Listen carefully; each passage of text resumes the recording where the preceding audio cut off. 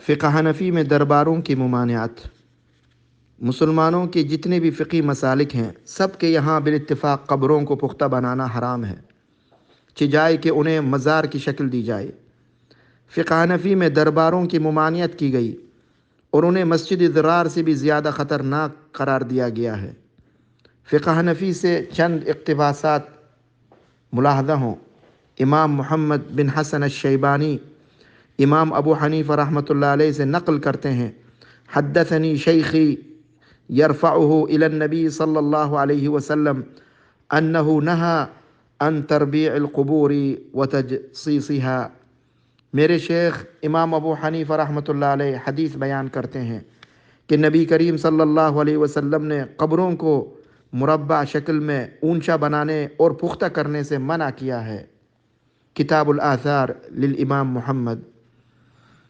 احناف کے قاضی القضات حسن بن المنصور المعروف قاضی خان اپنے فتاوی قاضی خان میں لکھتے ہیں، لا یجصص القبر ولا يبنى عليه لما روي عن ابی حنیفة انه قال ولا يجصص القبور ولا يطين ولا يرفع عليها بناء۔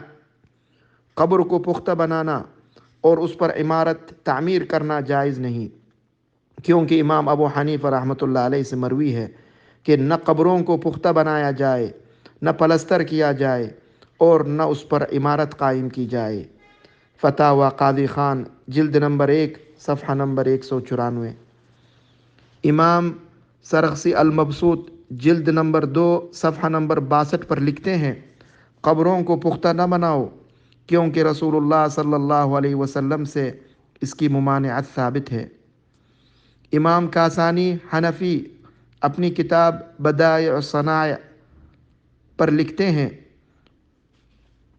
قبروں کو پختہ بنانا مکروہ ہے۔ امام ابو حنیفہ رحمۃ اللہ علیہ نے قبر پر عمارت بنانے اور علامت لگانے کو مکروہ جانا ہے۔ امام ابو یوسف رحمۃ اللہ علیہ نے قبر پر لکھنے کو مکروہ کہا ہے۔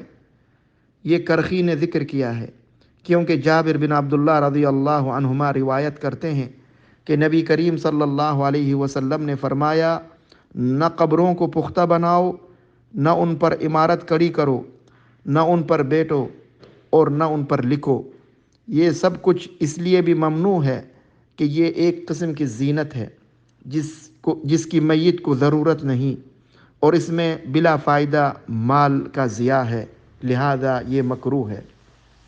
قاضی ابراہیم حنفی لکھتے ہیں، وہ قبے جو قبروں پر تعمیر کیے گئے ہیں انہیں گرانا فرض ہے، کیونکہ یہ نبی کریم صلی اللہ علیہ وسلم کی معصیت اور نافرمانی پر تعمیر کی گئی ہیں، اور وہ عمارات جو نبی کی معصیت پر تعمیر کی گئی ہوں انہیں گرانا مسجد ضرار کے گرانے سے بھی زیادہ ضروری ہے۔ مجالس الابرار